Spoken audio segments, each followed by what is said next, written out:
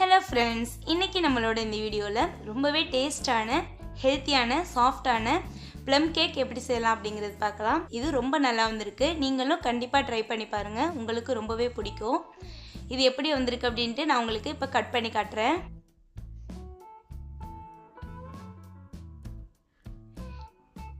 Cut பண்ணும்போதே தெரியுது நமக்கு நல்லா சாஃப்ட்டா வந்திருக்கு. அதே மாதிரி டேஸ்டும் நல்லா வந்திருக்கு. இதில் நம்ம நட்ஸ் எல்லாம் சேர்த்துருக்கிறதுனால ரொம்பவே ஹெல்த்தியானதும் கூட. கண்டிப்பாக நம்ம பிள்ளைங்களுக்கு ட்ரை பண்ணி கொடுக்கலாம்.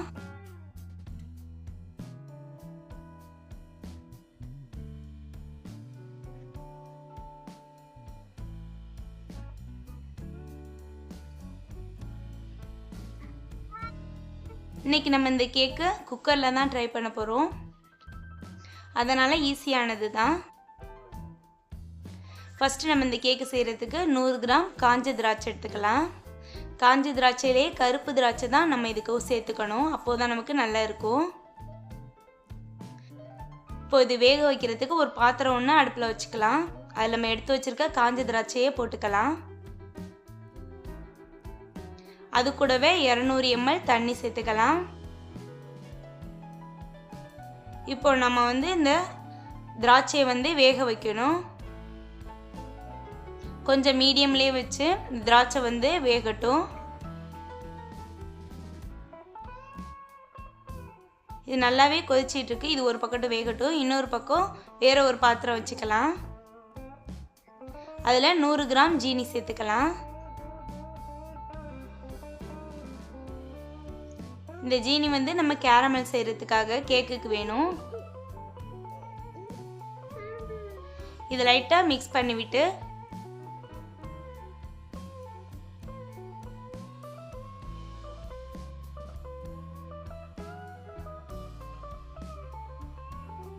இதில் கொஞ்சமாக தண்ணி சேர்த்துக்கலாம். ஒரு 50 ml தண்ணி இருந்தால் போதுமானது.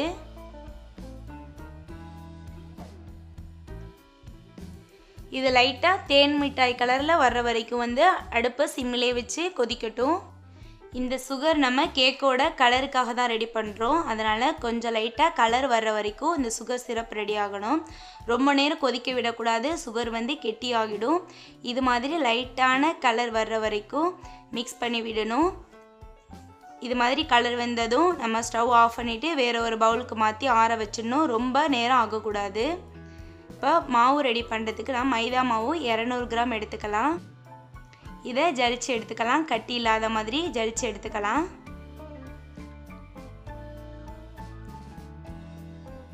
அது கூடவே 1/2 ஸ்பூன் பேக்கிங் பவுடர் சேர்த்துக்கலாம். 1/4 ஸ்பூன் பேக்கிங் சோடா சேர்த்துக்கலாம். இது எல்லாத்தையுமே சேர்த்து நல்லா ஜலிச்சு எடுத்துடலாம்.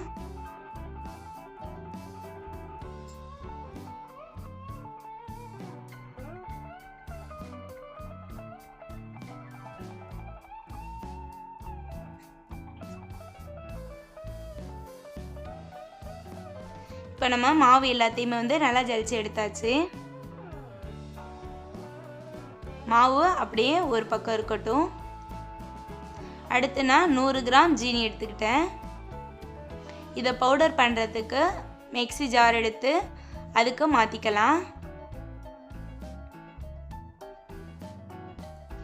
ஜீனி கூடவே 4 ஏலக்காய் சேர்த்துக்கலாம். 4 கிராம்பு சேர்த்துக்கலாம். கிராம்பு கூடவே ஒரு சின்ன துண்டு பட்டை சேர்த்துக்கலாம். நம்ம ப்ளம் கேக்குக்கு இதெல்லாம் சேர்த்து ரெடி பண்ணணும். இது எல்லாத்தையுமே சேர்த்து பவுடர் பண்ணி எடுத்துக்கலாம்.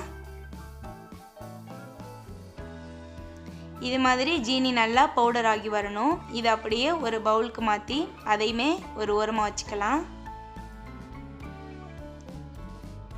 இப்போ நமக்கு மாவு அது கூடவே சுகர் பவுடர் ரெண்டுமே ரெடியாக இருக்குது. இது அப்படியே இருக்கட்டும். இப்போ நான் 4 முட்டை எடுத்துக்கிட்டேன். முட்டை வேணாம் அப்படின்னா நீங்கள் கெட்டியான தயிர், புளிப்பில்லாத தயிராக இருக்கணும். 100 ml எடுத்துக்கலாம். இப்போ ஒரு பவுல் எடுத்துகிட்டு நம்ம எடுத்து வச்சுருக்க முட்டை எல்லாத்தையுமே உடைச்சி அதில் ஊற்றிக்கலாம். முட்டை நமக்கு கூலிங் இல்லாமல் இருக்கணும். ஒருவேளை நம்ம ஃப்ரிட்ஜில் வச்சுருந்தோம் அப்படின்னா 5 மணி நேரத்துக்கு முன்னாடியே வெளியில் எடுத்து வச்சிடணும். நமக்கு இது செய்யும் போது கூலிங் இல்லாமல் இருக்கணும். விஸ்க் எடுத்துக்கலாம். இது ரெண்டில் எது வேணாலும் நம்ம யூஸ் பண்ணிக்கலாம். இது ரெண்டுமே இல்லை அப்படின்னா ஸ்பூன் கூட யூஸ் பண்ணிக்கலாம். விஸ்க் எடுத்து இது மாதிரி நல்லா மிக்ஸ் பண்ணி விடணும். இது நல்லா 15 மினிட்ஸ், அதாவது 15 நிமிஷம் வரைக்கும் நல்லா மிக்ஸ் பண்ணணும். அப்போது தான் நமக்கு அந்த க்ரீம் பதத்துக்கு வரும். ஸ்பூனில் மிக்ஸ் பண்ணுறா இருந்தால் 20 நிமிஷம் நல்லா மிக்ஸ் பண்ணணும். இப்போ எனக்கு 5 நிமிஷம் ஆயிருக்கு. இது மாதிரி லைட்டாக நுர வர ஆரம்பிக்குது. நமக்கு கை வலிச்சிச்சு அப்படின்னா வேறு கையில் நல்லா மாற்றி அடிச்சுக்கலாம். முடிஞ்ச வரைக்கும் கை விடாமல் நல்லா மிக்ஸ் பண்ணிகிட்டே இருக்கணும்.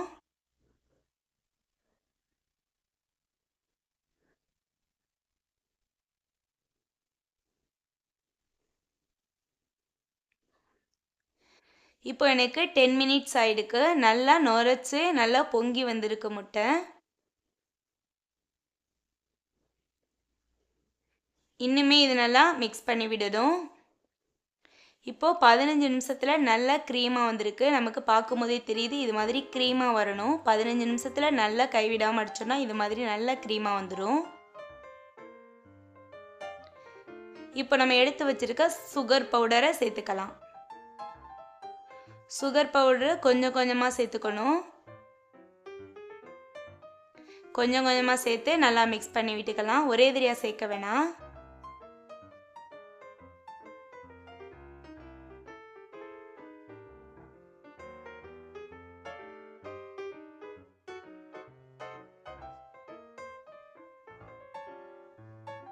மறுபடியும் கொஞ்சம் சேர்த்துக்கலாம். இப்போ நான் எடுத்து வச்சுருக்க சுகர் பவுடர் வந்து 3 தடவையாக சேர்த்துக்கிட்டேன். இது மாதிரி கொஞ்சம் கொஞ்சமாக சேர்த்து நல்லா அந்த சுகர் பவுடர் எல்லாம் முட்டையில் நல்லா கலந்து மிக்ஸ் ஆகி வரணும். அதுக்காக தான் இது மாதிரி மிக்ஸ் பண்ணிக்கணும்.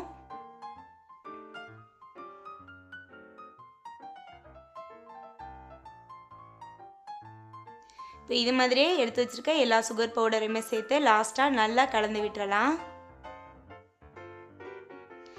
பவுடர் நமக்கு அங்கங்கே திட்டு திட்டாக இருக்கக்கூடாது, நல்லா மிக்ஸ் ஆகணும் அப்படிங்கிறதுக்காக நல்லாவே நல்லா மிக்ஸ் பண்ணிக்கலாம்.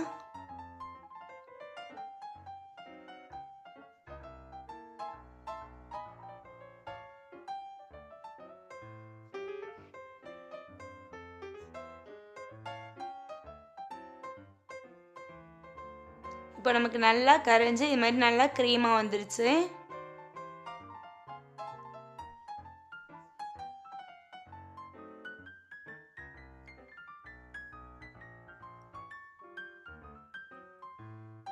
இப்போ நம்ம எடுத்து வச்சிருக்க மைதா மாவு எடுத்துக்கலாம். மைதா மாவுமே அதே மாதிரி கொஞ்சம் கொஞ்சமாக சேர்த்துக்கணும். மைதா மாவு இது மாதிரி லைட்டாக மிக்ஸ் பண்ணணும். நம்ம சுகர் பவுடர் வந்து கொஞ்சம் வேகமாக மிக்ஸ் பண்ணி சுகர் பவுடர் நல்லா கரையிற மாதிரி மிக்ஸ் பண்ணணும். ஆனால் மைதா மாவு ரொம்ப ஸ்லோவாக இது மாதிரி மிக்ஸ் பண்ணி விடணும். முடிஞ்ச வரைக்கும் நம்ம ரொம்ப ஸ்லோவாக, அதாவது மாவு அந்த முட்டையோட லைட்டாக கலக்கணும், அவ்வளோதான். நமக்கு ரொம்ப போட்டு ஃபாஸ்ட்டாக மிக்ஸ் பண்ணக்கூடாது. இது மாதிரி லைட்டாக கலந்து விட்டால் போதும்.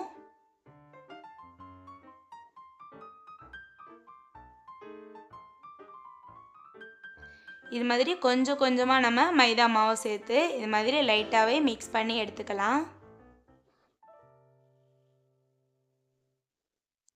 இப்போ நமக்கு மாவு எல்லாமே மிக்ஸ் ஆகி இருக்குது. கொஞ்சம் திக்கலாக இருக்குது. இந்த டைமில் நம்ம கொஞ்சமாக பால் சேர்த்துக்கணும். மில்க்கு கரெக்டாக 50 ml சேர்த்துக்கிட்டேன். நல்லா ஆற வச்ச பால் இது. பால் சேர்த்து இது மாதிரி மிக்ஸ் பண்ணி விட்டுக்கலாம்.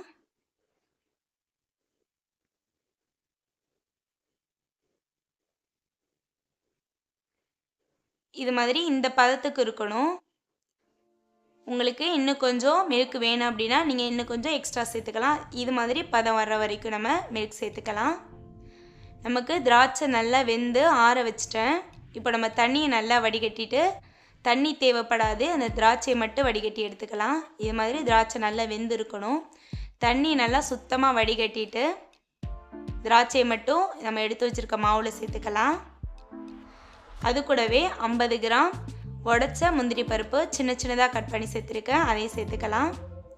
இது கூடவே ட்ரை ப்ளம்ஸ் இருந்தால் சேர்த்துக்கலாம். எனக்கு கிடைக்கல, அதனால் நான் விட்டுட்டேன். உங்களுக்கு கிடச்சிச்சின்னா நீங்கள் சேர்த்துக்குங்க. அது கூடவே வெண்ணிலா எசன்ஸ் கொஞ்சமாக சேர்த்துக்கிட்டேன். இப்போ நான் சுகர் சிரப் நல்லா ஆற வச்சுட்டேன். சுகர் சிரப்பு ரொம்ப கேர்ஃபுல்லாக ரெடி பண்ணணும். ரொம்ப திக்காகிட்டால் கட்டி ஆகிடும் ஆறுனதுக்கு அப்புறம்.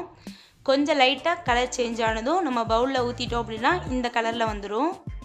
சுகர் சிரப்பை சேர்த்து இது நல்லா மிக்ஸ் பண்ணோன்னா நமக்கு இந்த கலரில் கிடச்சிரும். நம்ம கேக்கோட கலருக்காக தான் நம்ம சுகர் ரெடி பண்ணுறோம். லாஸ்ட்டாக 50 ml சன்ஃப்ளவர் எண்ணெய் சேர்த்துக்கணும். நம்ம வாசனை இல்லாத எந்த எண்ணெய் வேணாலும் சேர்த்துக்கலாம். சன்ஃப்ளவர், ஃபார்ச்சூன் இது மாதிரி எண்ணெய் சேர்த்துக்கலாம்.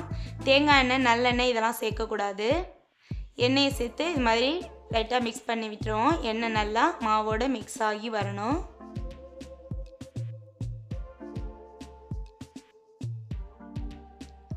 கேக் செய்கிறதுக்கு மாவு நமக்கு ரெடி ஆயாச்சு. இது அப்படியே இருக்கட்டும். ஒரு கனமான பாத்திரம் எடுத்துக்கலாம். இதில் 1 ஸ்பூனு நெய் சேர்த்துக்கலாம். இதை அப்ளை பண்ணி விட்டுருவோம். நமக்கு கேக்கு எந்த அளவுக்கு வருமோ அந்த அளவுக்கு நம்ம அந்த நெய் வந்து அப்ளை பண்ணி எடுத்துக்கலாம்.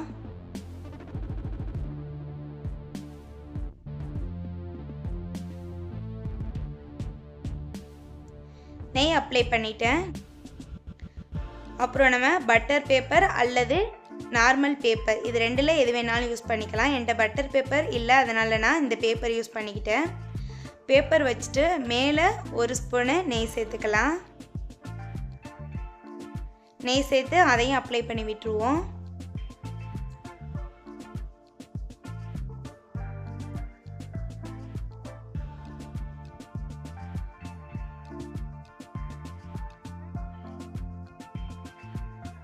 நெய் அப்ளை பண்ணியாச்சு. இப்போ நம்ம எடுத்து வச்சுருக்க கேக்குக்கான மாவை அதுக்கு மாற்றிடலாம். இதில் நம்ம இன்னுமே நிறைய நட்ஸு சேர்க்குறாந்தா சேர்க்கலாம். டேட்ஸு, பாதாம் பருப்பு, ட்ரை ப்ளம்மு, அக்ரூட்டு இது மாதிரி நிறைய நட்ஸு சேர்த்து இதில் செய்யலாம். இது மாதிரி லைட்டாக தட்டி விட்டு க்ளோஸ் பண்ணி வச்சுடுவோம். நம்ம இது குக்கரில் தான் ரெடி பண்ண போகிறோம். குக்கர் வச்சுக்கலாம் அடுப்பில். குக்கர் நல்லா சூடாகணும்.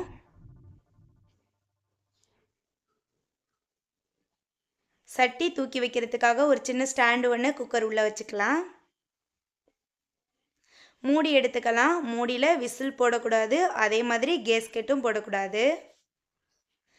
குக்கர் நல்லா சூடாகட்டும். மூடியும் சூடாகணும், அதனால் க்ளோஸ் பண்ணி விட்டு சூட் பண்ணிக்கலாம். இப்போ நல்லா சூடானதும் ஓப்பன் பண்ணிக்கலாம். இப்போ நம்ம எடுத்து வச்சுருக்க கேக்குக்கான மாவத்திக்கு உள்ளக்க வச்சிடலாம். குக்கர் நல்லா சூடாக இருக்குது. மூடியும் சூடாக இருக்கணும்.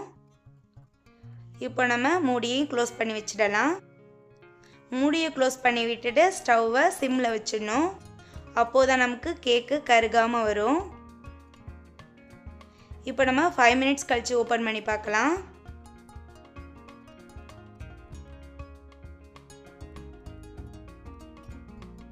லைட்டாக ஓரமெல்லாம் செவந்து வருது. ரொம்பவே அழகாக இருக்குது பார்க்கவே. இதில் நம்ம வந்து உப்பு சேர்க்கலை, ஓவன்லேயே ட்ரை பண்ணல. நம்ம எல்லா வீட்லேயுமே குக்கர் இருக்கும், அதில் தான் நம்ம இன்றைக்கி ஈஸியாக ட்ரை பண்ணிகிட்ருக்கோம். ரொம்பவே நல்லா இருக்குது. இப்போ நம்ம நல்லா வேகட்டும். க்ளோஸ் பண்ணி விட்டு குக்கரை க்ளோஸ் பண்ணி வச்சுடுவோம். குக்கரை ஓப்பன் பண்ணும் போது நம்ம ஸ்டவ்வை ஆஃப் பண்ணிவிட்டு ஓப்பன் பண்ணிக்கலாம். ஏன்னா நமக்கு அந்த ஆவி அடிக்கும், அதுக்காக தான். இப்போ எனக்கு 15 நிமிஷம் கழித்து 15 மினிட்ஸில் ஓப்பன் பண்ணுறேன்.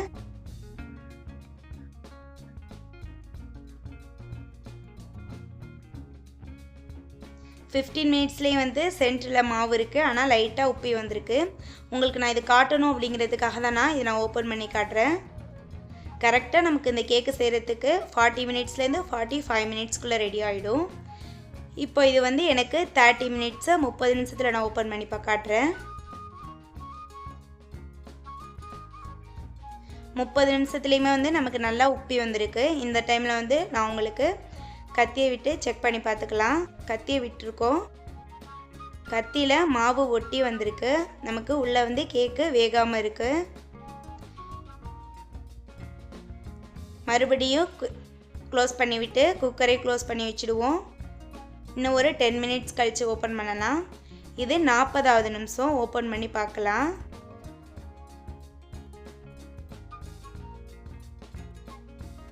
40 நிமிஷத்தில் சிம்மை ஃபுல்லாகவுமே ஃபஸ்ட்லேருந்து லாஸ்ட் வரைக்கும் சிம்லேயே தான் இருக்குது. அழகாக ஃபுல்லாகவுமே கலர் நமக்கு பொன்னிறமாக வந்திருக்கு. இப்போ நம்ம கத்தி விட்டு செக் பண்ணி பார்க்கலாம். கேக்கு நமக்கு ரெடி ஆகிடுச்சு. கத்தியில் சுத்தமாக ஒட்டவே இல்லை. கேக்கு ஃபுல்லாக வெந்து வந்துருச்சு.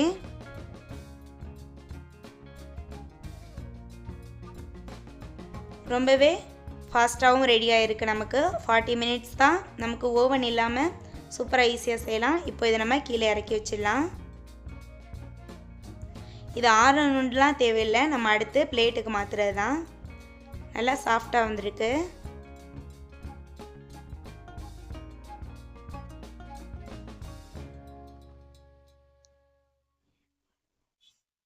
லைட்டாக இந்த ஓரத்தில் கத்தியை வச்சு ஃப்ரீ பண்ணி விட்டுக்குவோம். நமக்கு ஈஸியாக வந்துடும் பிளேட்டுக்கு மாற்றும் போது.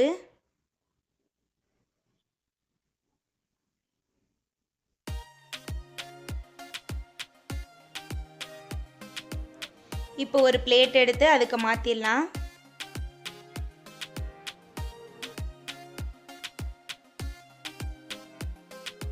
நம்ம பேப்பரை வந்து ரிமூவ் பண்ணிவிடுவோம். நம்ம இந்த சட்டியில் செஞ்சதுனால வெளியில் ஃபுல்லாக கொஞ்சம் கலர் சேஞ்ச் ஆகிருக்கும். நமக்கு டேஸ்ட் நல்லா சூப்பராகவே வரும். அதை பற்றி நம்ம கவலைப்பட வேணாம். கேக்கு ரொம்பவே நல்லா வந்திருக்கு.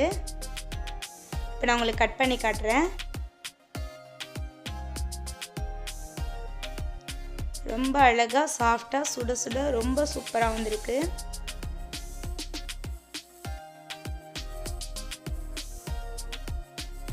இதில் நம்ம நட்ஸ்லாம் நிறைய சேர்த்துருக்கோம். ரொம்ப ஹெல்த்தியானது. பிள்ளைங்களுக்கு தாராளமாக கொடுக்கலாம்.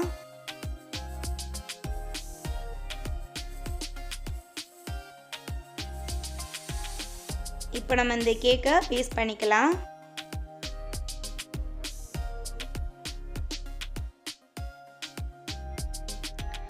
இந்த நட்ஸ் பார்க்கும்போது ரொம்ப அழகாக இருக்குது. நம்ம ப்ளம் கேக் அப்படின்னா நட்ஸ் தான் நிறையா இருக்கணும்.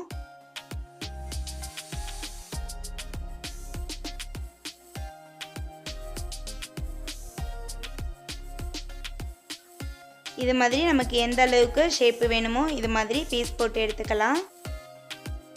நம்ம கேக் இனிமேல் கடையில் வாங்க தேவையில்லை. வீட்டிலே சூப்பராக செஞ்சுக்கலாம். நமக்கு தகுந்தாப்பில் நமக்கு எந்தெந்த நட்ஸ் பிடிக்குமோ அந்த நட்ஸ்லாம் சேர்த்து ரொம்பவே ஹெல்த்தியான டேஸ்டான சாஃப்டான கேக்கு வீட்டிலே சூப்பராக ரெடி பண்ணியிருக்கேன். உங்களுக்கு இந்த வீடியோ யூஸ்ஃபுல்லாக இருக்குன்னு நினைக்கிறேன். அப்படி யூஸ்ஃபுல்லாக இருந்துச்சுன்னா மறக்காமல் லைக் பண்ணுங்கள் அண்ட் சப்ஸ்கிரைப் பண்ணுங்கள். உங்களோட ஃப்ரெண்ட்ஸ் அண்ட் ஃபேமிலி மெம்பர்ஸ்க்கும் மறக்காமல் ஷேர் பண்ணுங்கள். அவங்களும் இந்த கேக்கை ட்ரை பண்ணி அவங்களும் சாப்பிடட்டும். அடுத்த வீடியோவில் இன்னும் ஒரு சூப்பரான ரெசிபியோடு உங்களை மீட் பண்ணுறேன். தேங்க்யூ. பாய்.